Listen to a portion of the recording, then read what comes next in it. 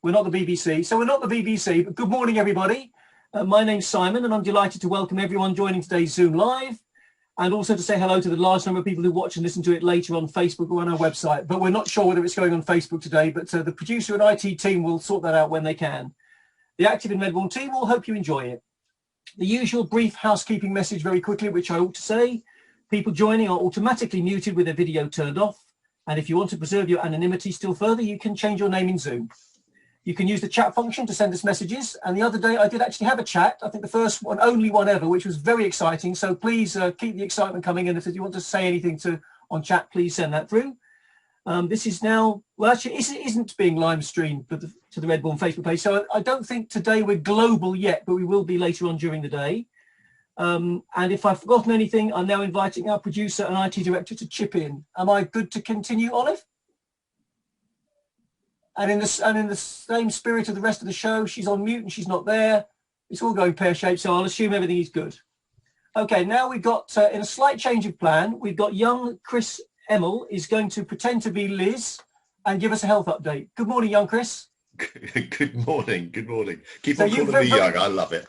Very rapidly, thank you for very rapidly getting an update from them. Can you sort of give us a health update today, and then I'll quiz you on the vaccine? Yes, of course, no problem. They are now vaccinating the 45 to 49-year-olds, and will be approaching those people this week, and also following through with the secondary vaccines that were about 12 weeks ago. So everything's running to schedule, and there's plenty of vaccine, I hear also. That is the end of my update. Can I just say that's from Liz Richards from the Redbourn Health Centre. From Liz Richards from the Health Centre. Normal service will be delivered next week, I'm sure. Very succinct and eloquent there. Thank you, Chris. One thing I did want to add to that, which I would have said had Liz been on, but a couple of weeks ago, or whenever it was when she was last on, she talked about the NHS app. I don't know whether any of you have downloaded it, but it's really good. I did. It took a bit of faffing about, I have to say. It took about 5 years. You had to scan your face and all sorts of different things. And in fact, I hadn't had a haircut at that point, so it didn't recognize me as a human being. But once I got through that sort of stress and trauma, it worked really, really well. So I'd encourage everybody to download the NHS app, which is not the same as the track and trace thing. It's called the NHS app, and it's a really, really good thing to do. But do give yourself about 10 minutes to do it and have a driving license or a passport to hand, and it's a really good thing to do.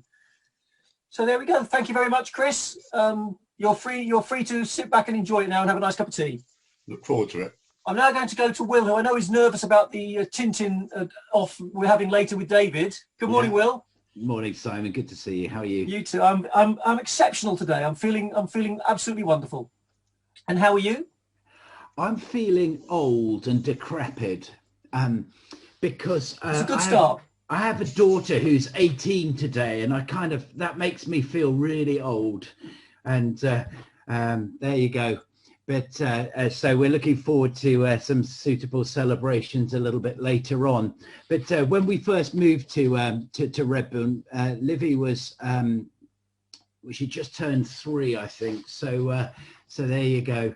Those, when we first moved here, and first time she had a birthday, I think she looked out of the vicarage window and she saw the flag flying on the top of the tower at St Mary's, and she assumed that the flag was flying because it was her birthday today rather than somebody else's.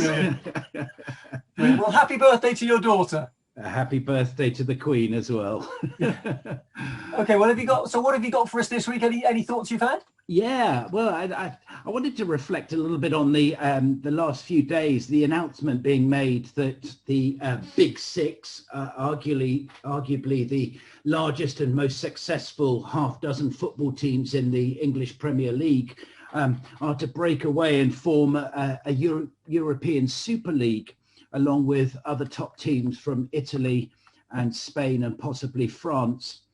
The effect of this move is likely to be seismic, and there is a furore already from governments as well as respected footballing fans and pundits, and of course those clubs that have not been included in the plans.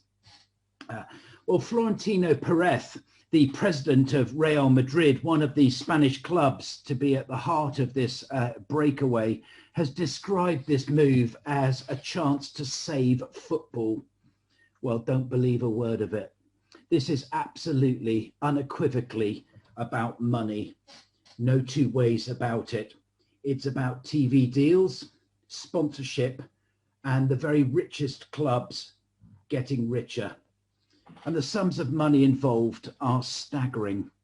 Barcelona and Real Madrid are both clubs valued at $4.75 billion, and Man United at 4.2 billion. I'm not quite sure why they measure their worth in dollars, but that's another matter. There we are. But this is driven, this whole thing, by the worst factors: money, personal gain, and power and influence. And to think that many of these clubs started life as football teams for the working class in various industries. Arsenal were founded as Dial Square in 1886 by a group of workers employed by the Dial Square workshop at the Royal Arsenal, an armaments factory in Woolwich. They later became known as Royal Arsenal, Woolwich Arsenal, and eventually just Arsenal, eventually moving to Highbury. But the roots of that club are proud and important. Tottenham Hotspur emerged from a Hotspur Football Club founded by a bunch of schoolboys, and to this day is the first and still the only non-league club to win the FA Cup since the Football League was formed. Well, this European Super League thing, this whole proposal is about club owners, board members, shareholders, and top players, about the rich getting richer while the rest can go and languish. What about clubs like Hereford, Chester City, Bury and Bolton, Southend United, and others who faced real financial hardship and possible folding in recent times? Well, to my surprise and relief, it seems that the fury of the fans at this proposal might actually have won the day. Even the fans of the six clubs don't want this to happen. Even some of the managers of those teams have spoken saying this was not their choice or wish. And now we hear overnight, we wake up to news that all six English clubs have withdrawn and will not now take part. There was clearly some sheep behaviour going on and sheep mentality. Chelsea only agreed to be a part of this new breakaway league last week, and that not to miss out, this sort of FOMO, fear of missing out. And now one by one, they've slunk back and decided that they won't go this way without the others. So on that basis, any convictions they had don't seem to be very deep-rooted. Well, it reminds me of the quip by Oscar Wilde. I have principles, and if you don't like them, I have others. There seem to be no principles in place except profits, preferment, and power, until the fury of the fans, adverse reaction of such strength, and reputational damage and devaluing of the brand has seen them change their mind. Where that leaves the plans for this new European Super League now isn't clear for sure, but I suspect it's in tatters and won't now go ahead and happen. But the whole proposal exemplifies this idea that when you don't agree with others, you break away from them. You don't, it seems, stay to talk it through and work it out, but break away and stay in ever smaller enclaves of the like-minded and similar. The church over the years has seen that all too clearly as well. Mm-hmm. From a church founded by Jesus Christ and the apostles to one that is now fragmented into countless denominations, jurisdictions, and traditions. The first major split happened in the Great Schism of 1054 between the Church of the West and the churches of the East, what we might describe as the Orthodox churches. And that split was actually over just 3 words in the creed, what is known as the Filioque clause, and whether we say that the Holy Spirit proceeds from the Father, or from the Father and the Son. And the split came, and a division that's still with us over 1,000 years later. Wow. Of course, those in the West didn't stay as one for all that long, and the reformations across Europe over power and polity saw the Protestant churches emerge out of the Roman Catholic Church, with the birth of the Church of England, Lutheran churches, Methodism, Baptists, Quakers, Salvationists, and Pentecostal churches, to name but a few. And so it goes on, each maintaining what they do is right and how they do it also right. And that divisive tendency is seen in world politics. Think of North and South Korea, Sudan, the former Yugoslavia, and what came to be 5 separate states within 3 years of brutal civil war. Mm. Over and over again, we seek to break away, to control, and to fend off difference. Can we not do better than that? Perhaps recognizing what unites and matters most, rather than usually small areas of difference, might be a better way to live and behave. Our common humanity and all that we hold in common. And as people here in Redbourn, we live around a common. Perhaps we also need to cherish what we hold in common. Wonderful, Will. I don't know how you do it. Well, I do know do it because you're you and you're a supremely talented and great thinker. But that was a lovely message. Thank you. And yes, it's really important that we celebrate our differences. Actually, it would be boring. I know it's an old trope, isn't it? It would be boring if we all agreed about everything. But let's embrace our differences and celebrate them. Absolutely, cherish them. Yeah, definitely. Now, I've got to say, you mentioned in passing there, perhaps, unless you know something that I didn't realise you knew, Southend United. I did mention it on purpose. Right, yes. Very, very sad news for all you Southend United sympathisers out there. Not so much financial, but last night they lost their must-win game against local rivals Colchester in a derby that rivals, I think, Manchester United v Manchester City or Liverpool v Everton or something. So Southend v Colchester is the big one. And as a consequence of that, they're almost certain to be relegated from the Football League, which is fairly tragic if you're a Southend fan, as I am coming that part of it. But, you know, life goes on. We have to cling to the wonderful things that are out there in the midst of that dreadful news. So thank you very much, Will. And I'll be speaking to you in a little while because, of course, we've got the Tintin off. So please psych yourself up for that once we've finished speaking to Kate. Thank you. Lovely. At this point, then, good morning, Kate. Good morning, everybody. Good morning. Delighted to have you back. How are you today? I'm fine, thank you, and delighted to be here. Lovely. So Especially, so go on. Especially with the lovely introduction about the common and what we have in common, and nature it being what we have in common. Absolutely. Now you're going to talk to us about looking up and about trees today again, because it's a wonderful time of year to do that. So the floor is yours, Kate. We're looking forward to whatever wonderful news you have for us. I'm not talking so much about looking after trees, but appreciating them and being inspired by them, and also, please, inspiring the children to be interested and appreciate and delight in the trees. And I'm going to focus on just one tree on the common just behind the parish centre. It's a horse chestnut, and we all know horse chestnuts. We know they're sticky buds. And just think about how large those sticky buds are in comparison to other tree buds. So as you're walking past trees, have a look at their little buds and think about how 10 times bigger the horse chestnut sticky buds are. And then what's going to come out of those sticky buds? Is it a leaf? Is it a flower? Well, the amazing thing is, do go and look at that tree and you will find that not only is there one leaf, but sometimes as many as 4 leaves coming out of that one sticky bud, and a whole panicle of flowers. And I want you to go back and have another look, because as the flowers emerge, we all think of them as white candles. but if you go up close and look at them, you will find that each little flower, as it emerges, has a yellow centre.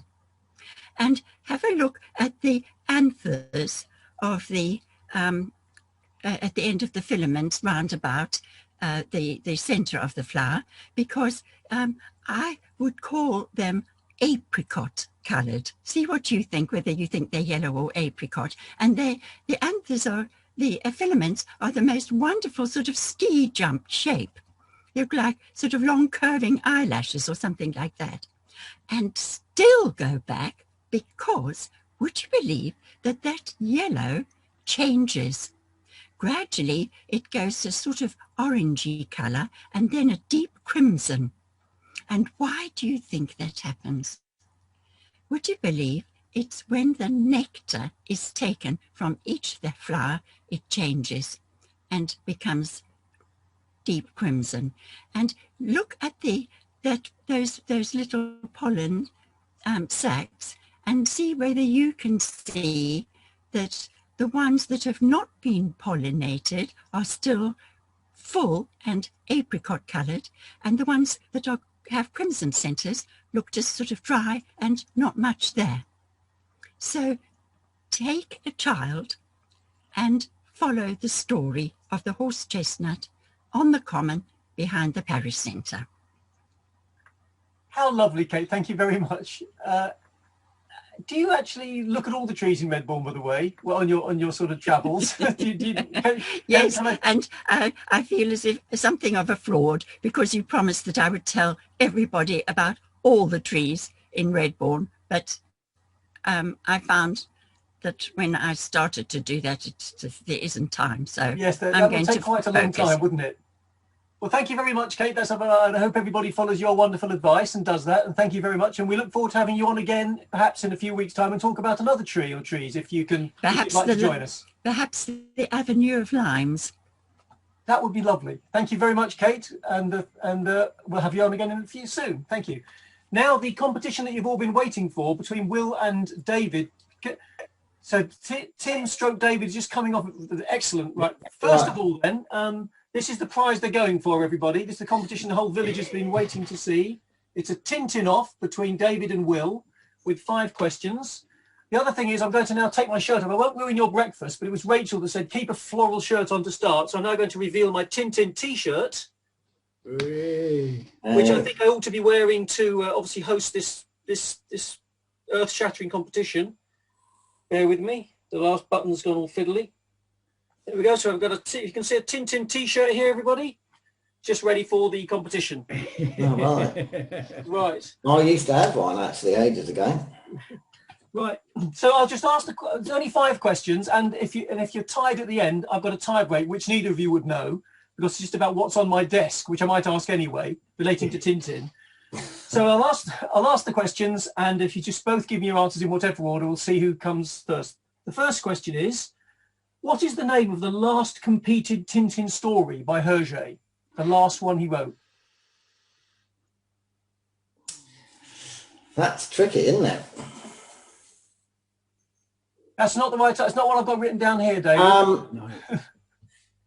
Tintin in America. Destination Moon. Okay. Oh, here is my lovely wife popping in to say hello. Oh, okay. Hello. No, you're both wrong, actually. Oh. Sorry about that, guys. The correct answer is Tintin and the Picaros. Apparently, was the last one he wrote. So that's 0 so far. Next question. There's only 5 of these questions. Next question is, what is Tintin's full name? Oh, God. This is going well. That's probably... I won't even bother to think about that one because I don't know the answer. No, nor do I. Yeah. Okay, well, Tintin. Okay, well, I'll give you... Sorry, what did you say, Will? I thought it was just Tintin. Well, I'll think about that, whether I'll give you that, because apparently we were never told. By the way, I did get these questions from a believe it or not, there are online Tintin quiz sites and things. So it's a bit of a trick question. We're never told what Tintin's full name is. So David definitely doesn't get a point. Will, I don't think I can award you a point there, really, in all fairness to David. So that's... You're both still on naught.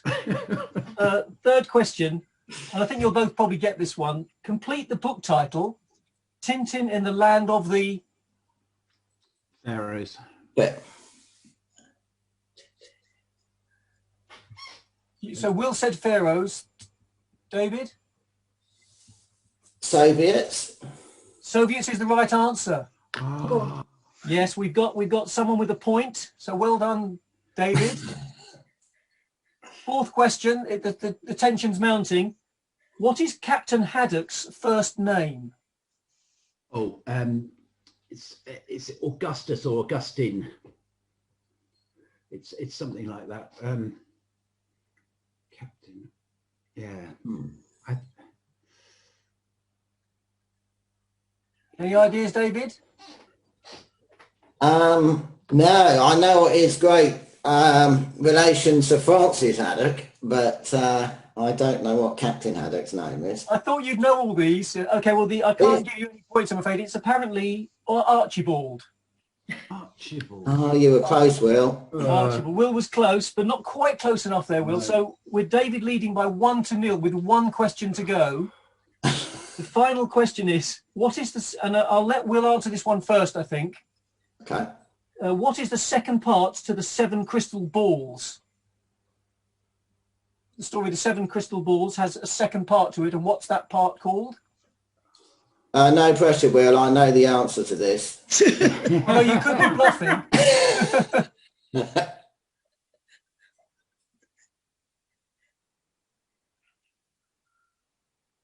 Is it the?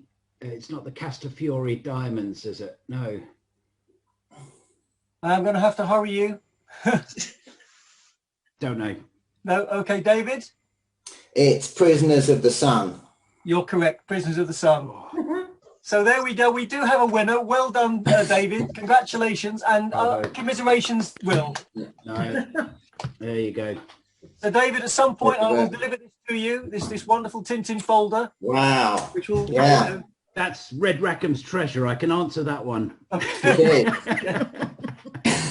Right. Thank you very much for participating, and we'll perhaps do another one on another topic one day. Thank you very much, and congratulations and commiserations to you both. Right, next part we have back to our producer and IT director, the wonderful Olive. I think is going to talk to us about what's new this week. Is that right, Olive? Yes, what's new this week? Before I say anything, let me just remind you, please send in your contributions to what's new, and you can get a few seconds on the Community Newsbite. Just send them to olive@activeinredbourne.co.uk. So the first one is, we've got a couple of reminders and a couple of new things. So the first reminder is the Redbourn Fun Run on the 23rd of May. And the website, you'll find all the details for that, which is www.redbournfunrun.co.uk. Then moving on, the 28th of April, this is a date change. This is when we're going to do our first Zoom bingo run by Redbourn, by Active in Redbourne at 7 o'clock on the 28th of April. Sorry for those people we confused that we put down the 21st of April, but it's actually scheduled for the 28th of April. If you want to participate, then just send an email to info@activeinredbourne.co.uk. It's completely free to take part, and you will get a return of a bingo card. And we tried it out recently, and I must admit it was great fun doing bingo online. So do come and join us for that. On the 2nd of oh goodness, sorry, we just had a pigeon hit the window. On the 2nd of June, we have there's a U3A day in Redbourne, and as a guest on the 5th of May, we have a guest from U3A telling us about that. So there's another one for your diary. It's the 2nd of June is the U3A day in Redbourne. The Redbourne photography competition, there is still time to enter. The contact details for that is send your photos to community@redbourne-pc.gov.uk.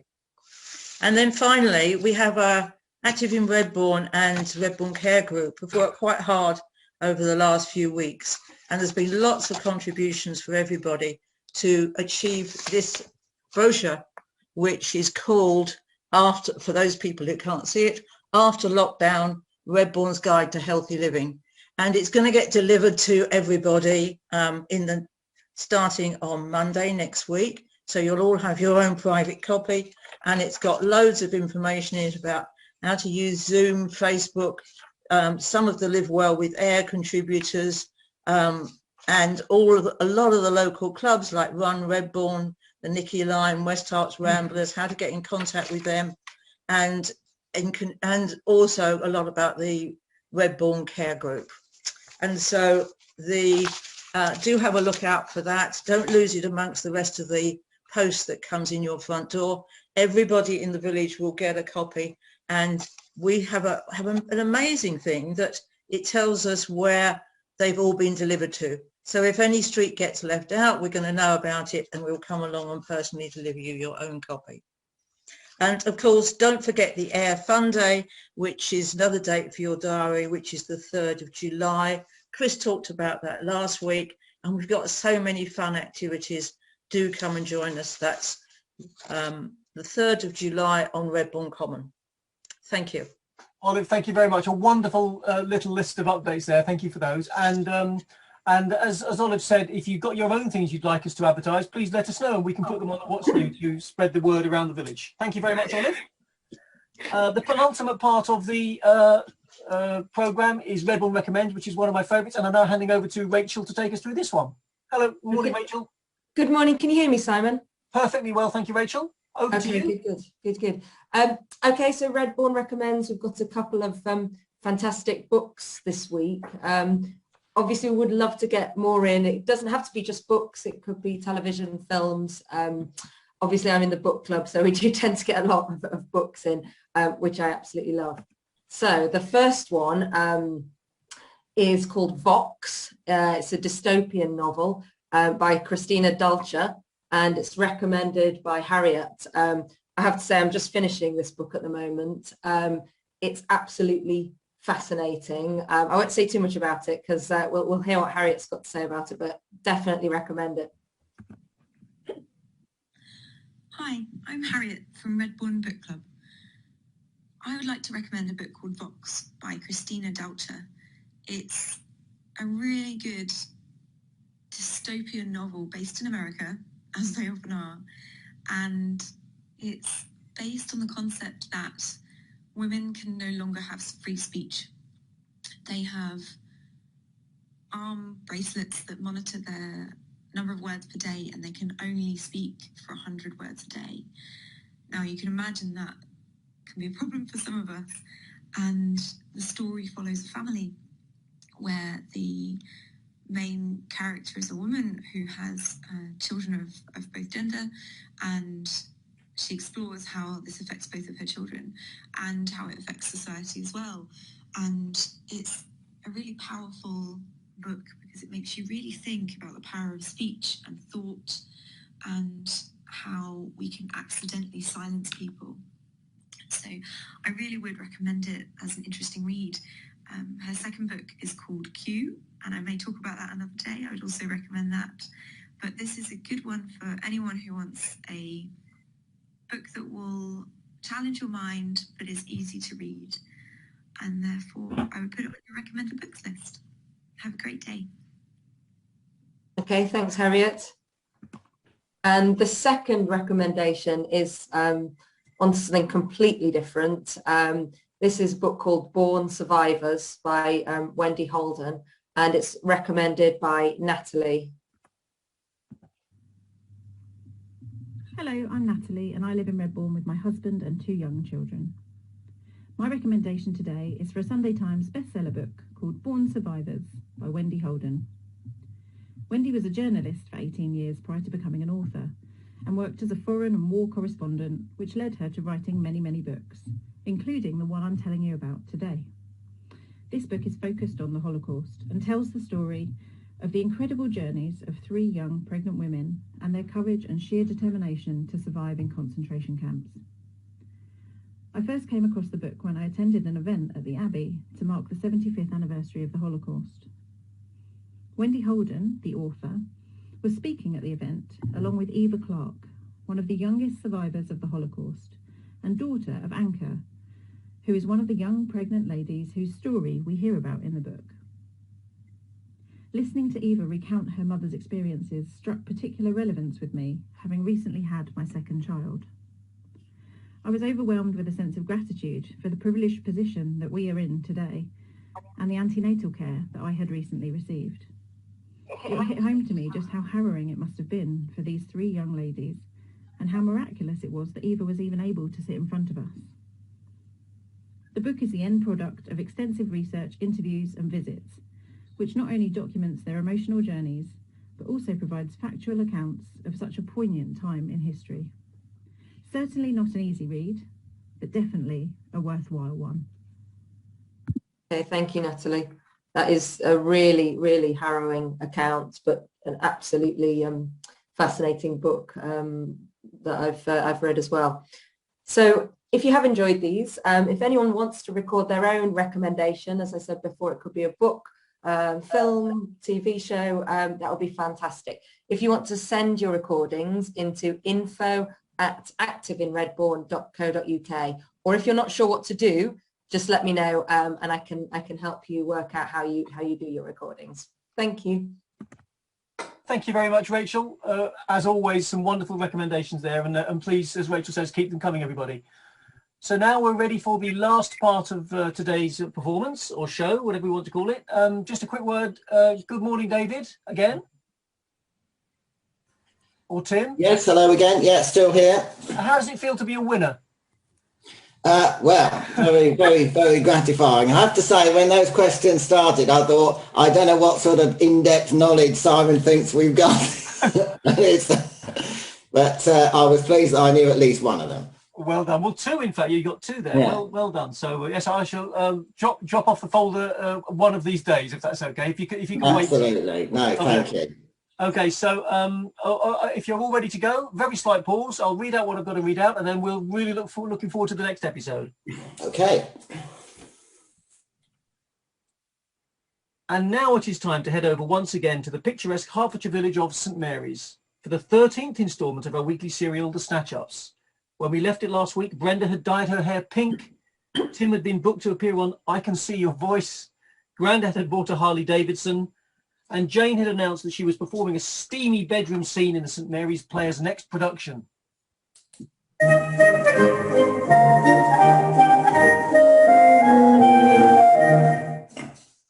Well, Tim, I have to say that I can scarcely believe it. When you said you'd entered I Can See Your Voice, we all thought you'd be laughed off the stage. Well, I knew I'd win. True talent always shines through. £10,000. Well, that's our new PA sorted for a start. Called themselves an expert panel. I had them fooled the whole way through. They were absolutely convinced that I was the worst singer there. But you were, by a country mile.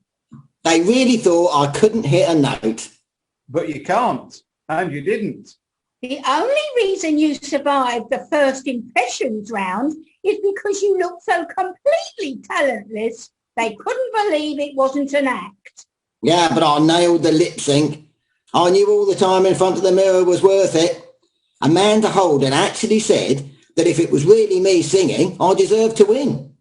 But it wasn't you, was it? You were miming to someone else's voice. Well, that's only because they said I had to. It would have been completely different if I'd actually been allowed to sing myself. Yes, you'd have been on the next bus home with absolutely nothing. Yeah, but what about the interrogation section? Well, you very nearly let yourself down there. You were all dressed up like a heavy metal front man, and when asked what your main musical influence was, you said the Bay City Rollers. Yeah, but I used to love them. I've got all their albums. And that your favourite song was Shed Up in Your Face by Joe Dulcie. In fact, I think that's what clinched it. It was just too unbelievable to be a lie, so they assumed you must be telling the truth, which only the good singers are allowed to do. Are you saying I didn't deserve to win? Of course not. We're only pointing out that accidentally managing to fool a panel of judges on a second-rate TV show still doesn't make you a good singer. Well, I think £10,000 says that it does. Right, I'm off to tell the rest of the band the good news.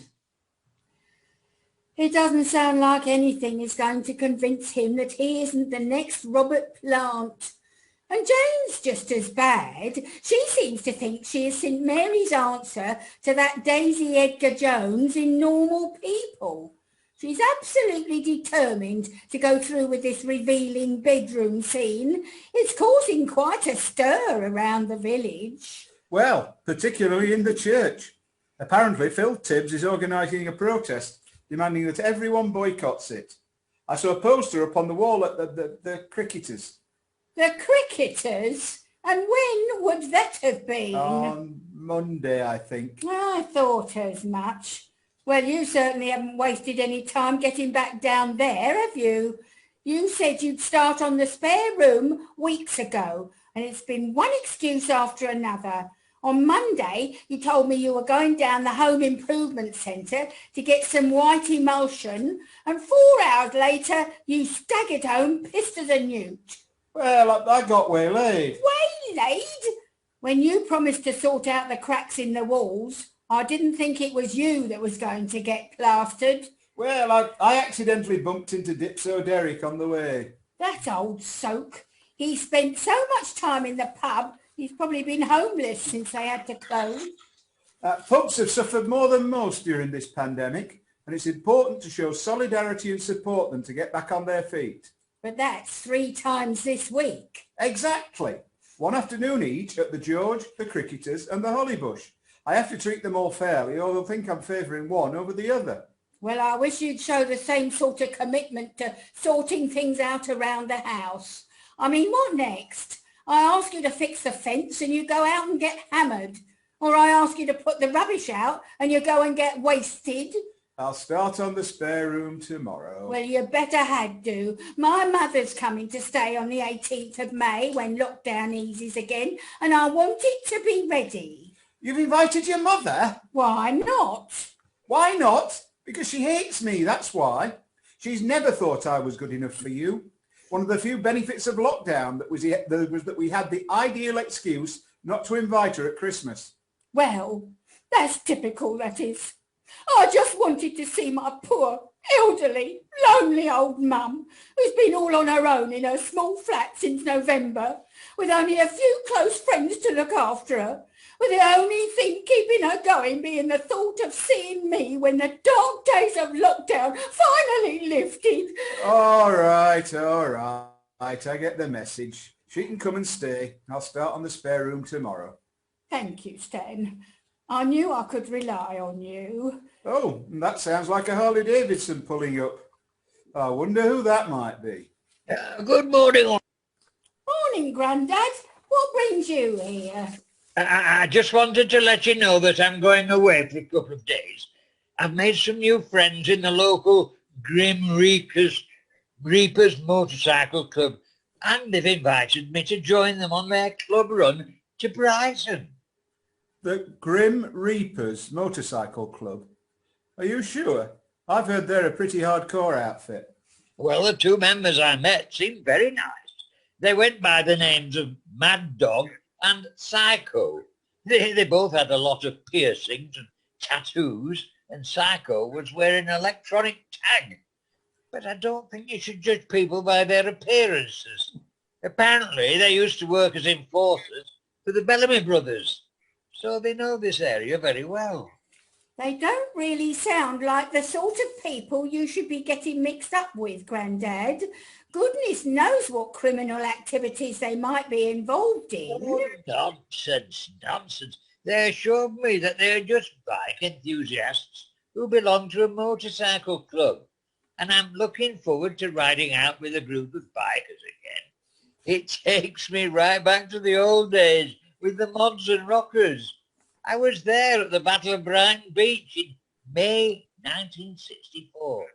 Oh, I had a BSA Gold Star in those days. It could do over 100 miles per hour. We used to meet up at the Ace Cafe on the North Circular Road on a Friday night. Well, I'll tell you something, Grandad. We're learning something new about you every day. Anyway, I can't stop. I said I'd meet up with Psycho before we left. Apparently, they always drink a special type of tea on these outings, and they wanted me to look after it for the journey. So it looks like I'm gaining their trust already. And I do like a good cuppa. Bye. Bye, Grandad. Oh, I do hope he's okay, Stan. First the band and then the motorbike, and now this. It's not right at his age. What if it all catches up with him? What if he makes himself ill? Well, at least he'll start each day with a special cup of tea. I'm sure that'll help perk him up. I'm sure you're right. Oh, hello, Jane. Back from rehearsal. How's it going? Oh, it's going really well. Danny and I have a real connection. I think the whole play is going to be amazing. And have you had any second thoughts about doing that bedroom scene? The whole village is talking about it. It's going to be very controversial, and I need to be certain that you're sure. Well, I had a word with the director, and he has said that we don't have to do it. Oh, thank goodness for that. But Danny and I have both decided that we are going to do it anyway. We want this to be a landmark production for the St Mary's Players, something that will be talked about for years. Well, I think that's pretty much guaranteed. So Danny and I have agreed that we're not only going to do the scene, but we're going to take it a stage further. A stage further? Yes, for one night and one night only, we're going for the full Monty.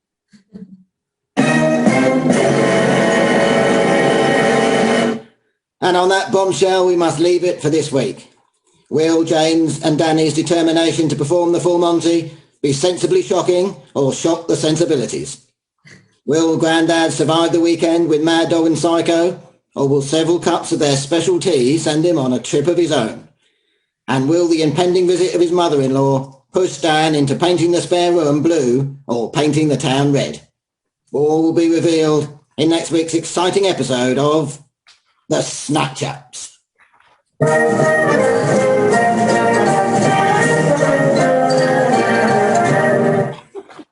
Another wonderful episode. Thank you, the players. Another episode of Snatchups. Can't wait for next week. So that's the end of today's. I'd like to thank our wonderful production team for doing such a wonderful production, for Chris Emmelt for filling in for Liz at such short notice and doing such an eloquent and succinct and accurate and wonderful little update, to Kate for her talk about the lovely tree behind the Paris Centre, and to Will and David in particular for participating in the competition. I was kind of minded of the Rev Rudyard Kipling poem, if you can treat with triumph and disaster and treat those two imposters just the same. But obviously, congratulations, David, commiserations to Will. But remember that we're living in Redbourn, we're all winners. So on that note, enjoy the sunshine, everybody. Stay safe, get your jabs, and we all look very much to look forward to seeing you all again, hopefully next Wednesday at 11. Bye, everyone. Have a lovely day. Bye, Simon. Bye-bye.